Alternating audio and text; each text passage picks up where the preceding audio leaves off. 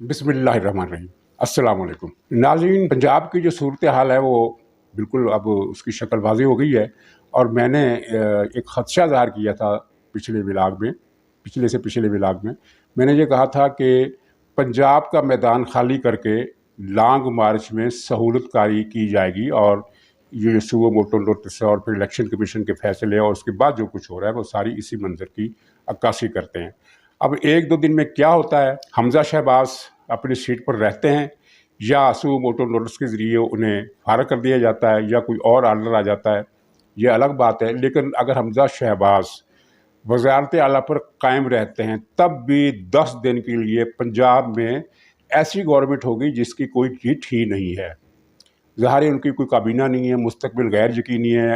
Lahore high court का फ़ैसला भी किसी तरफ से किसी तरह का भी फ़ैसला आ सकता है, सुओ मोटो नोटिस आ सकता है। हो सकता है कि कोई ऐसा आर्डर आ जाए कि ये जो पीटीआई के गवर्नर था उसे सुओ मोटो के तहत बहाल कर दिया जाए या सदर को इख्तियार दे दिया जाए कि वो पंजाब में जिसे वज़ीर आला नामज़द करना चाहें कर दें। लेकिन ये अलग बातें हैं। अगर हमज़ा शहबाज शरीफ की वज़ारत आला कायम रहती है 10 दिन तक, तो ज़ाहिर है फिर 10 दिन के बाद 1 जून को जब नया गवर्नर मौजूदा हुकूमत का तैनात शुदा चार्ज संभाल लेगा, क्योंकि सदर तो उसको नोटिफिकेशन नहीं कर रहा, लेकिन कायदे के तहत सदर अगर नोटिफिकेशन ना करे तो एक ख़ास मुद्दत के बाद वो गवर्नर खुद ब खुद यानी अपनी जगह पर मुकर्रर हो जाता है। तो वो गवर्नर यकम को चार्ज संभालेगा और यकम तक अगर ये पंजाब में कोई ज़्यादा मामला तलपट ना कर दिया गया तो फिर वफाकी हुकूमत का जो नुमाइंदा गवर्नर है वो पंजाब में नए सिरे से पंजाब असम्बली में नए सिरे से इलेक्शन कराएगा, जिसमें ज़्यादातर इम्कान ये हैं कि हम जीत जाएंगे। लेकिन इन 10 दिनों के आने तक मरकज़ में क्या सूरत हाल होगी उसके बारे में अभी कोई यकीनी पेशगोई नहीं की जा सकती, क्योंकि जिस तरह राना सनाउल्लाह ने और खुर्शीद शाह ने बयानात दिए हैं और जिस तरह कराची के ताजर हज़रात से खिताब करते हुए शहबाज शरीफ ने कहा है कि इमरान खान के साथ मुक़्तदिर इदारों ने जितना ताउन किया उसका तीसरा चौथा हिस्सा भी किसी और हुकूमत से किया जाता तो वो पाकिस्तान अब तक न जाने कितना तरक्की याफ्ता हो चुका होता। वो भी एक शिकवा बड़ा क्लियर इंडिकेशन था कि इस हुकूमत से तावन नहीं किया जा रहा। उस लाडली हुकूमत को और उस लाडले को हमारा जो मुक़्तदर इदारा है उसने वो सपोर्ट दी उन 3.5-4 सालों में कि पाकिस्तान की 75 साल तारीख में ना किसी को मिली ना आइंदा किसी को मिलेगी। ये मैं आपको बिला खौफ तरदीद कहना चाहता हूँ।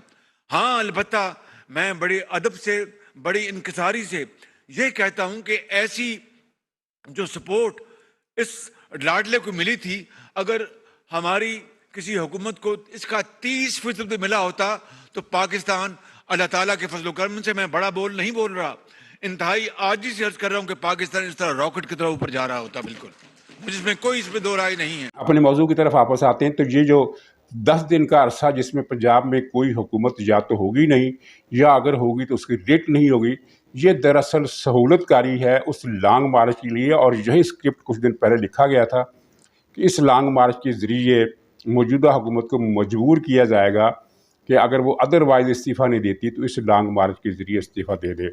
और नाज़रीन, इसमें जो नई खबर मिली है वो ये है कि इमरान खान से कहा गया है, और ये 2014 के मामले से ज़रा मुख्तलिफ है। इमरान खान से कहा गया है कि कम से कम 30,000 बंदे लाओगे तो बात बनेगी। 2014 के धरने में इमरान खान से कहा गया था कि 1 लाख आदमी लाओगे तो बात बनेगी, बल्कि रवायत यह है कि 1 से 2 लाख का कहा गया था। चलिए 1 लाख मिनिमम जो हम कर लेते हैं, लेकिन इमरान खान 14 या 15,000 बंदे ले जा सका था। इससे ज़्यादा बंदे उसके पास नहीं थे, और वो भी 1 या 2 दिन के बाद वहाँ से भागना शुरू हो गए थे। उसके बाद इमरान खान के धरने में जो चंद हज़ार लोग होते थे वो दरअसल ताहिर कादरी के आदमी होते थे, जो भागे नहीं थे, जो अपनी जगह मौजूद रहे थे। वो ताहिर कादरी के खिताब सुनकर इमरान खान के धरने में आ जाते थे, यानी डबल ड्यूटी देते थे।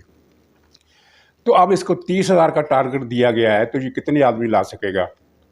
बहरहाल जितने भी आदमी ला सकेगा, ज़्यादा आदमी जो आएंगे वो पख्तूनख्वा से होंगे, जिनके बारे में इंटेलिजेंस एजेंसियों का अंदाज़ा है कि 8 से 10 हज़ार आदमी पख्तूनख्वा से आकर यहाँ पड़ाव डालेंगे। पंजाब से कितने आदमी जाएंगे ये मैटर नहीं करता, बहुत कम जाएंगे। लेकिन जो पंजाब में टारगेट है वो बंदे ले जाने का नहीं है, वो है जगह जगह तसादम कराने का।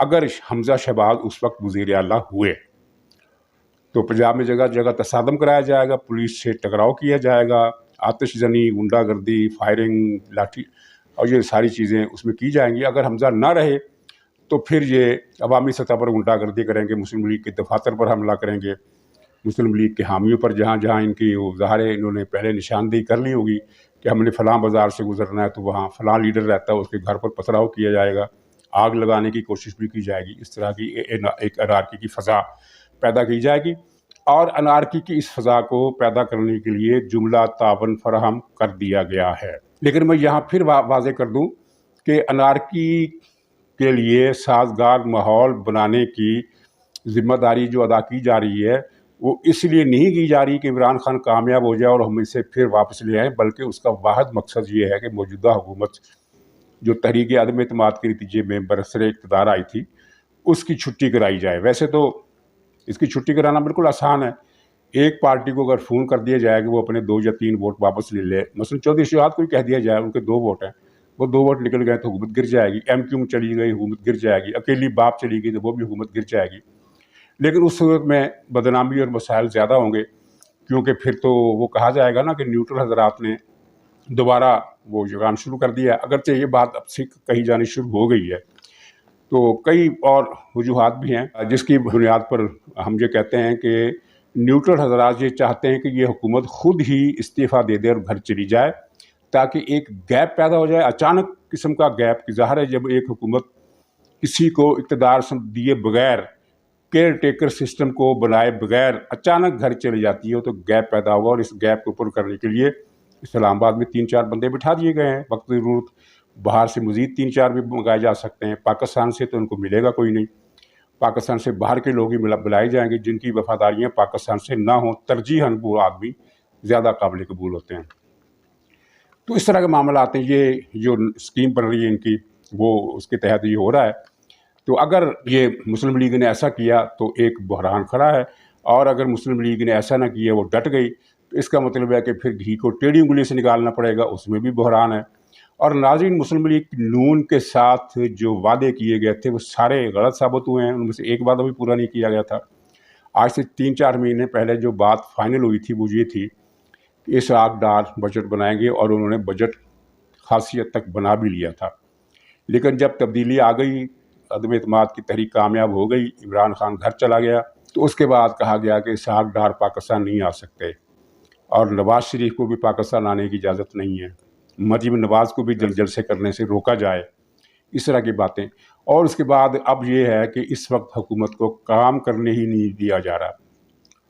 उसे कहा जा रहा है कि इस तरह का बजट बनाओ, इस तरह के टैक्स लगाओ, इस तरह की चीज़ें, कीमतें बढ़ाओ, फलां करो, ये करो, फलां करो, इस तरह के बहुत सारे इक़दामात, जिसका मतलब ये है कि हुकूमत जो है वो तो हुकूमत नहीं है, बल्कि वो एक पियन यानी हेल्पर, जिसे आम ज़बान में चपरासी भी कहा जाता है, उसे उसकी ड्यूटी दी गई है कि तुमने वही करना जो हमने कहना है।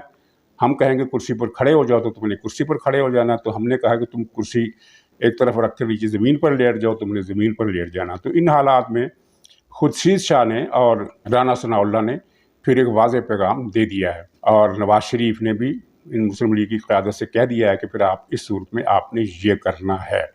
अब किसी को समझ में नहीं आ रहा कि आगे का रास्ता कैसे निकलेगा, क्योंकि तमाम रास्ते साल्वेशन के, बहरान को हल करने के, मामलात को एक जगह पर टिका कर रखने के, यानी मज़ीद अबतरी की तरफ ना जाएं, मज़ीद तबाही की तरफ ना जाएं, वो तमाम रास्ते न्यूट्रल हजरात ने जो नज़र आ रहा है वो ये है कि बंद कर दिए हैं।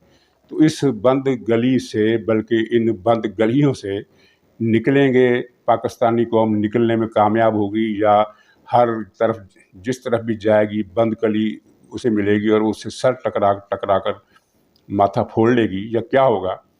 राह निजात तो मौजूद है कि जमहूरियत को काम करने दिया जाए, आइन को न छेड़ा जाए, और इस हुकूमत को जो अदम एतमाद के ज़रिए आई है उसे अपनी मुद्दत पूरी करने दी जाए, इसे इस्तीफ़ा देने पर या मर्ज़ी का बजट लाने पर मजबूर ना किया जाए, और जमहूरियत को तबाह करने से, बर्बाद करने से, ख़त्म करने से गुरेज़ किया जाए।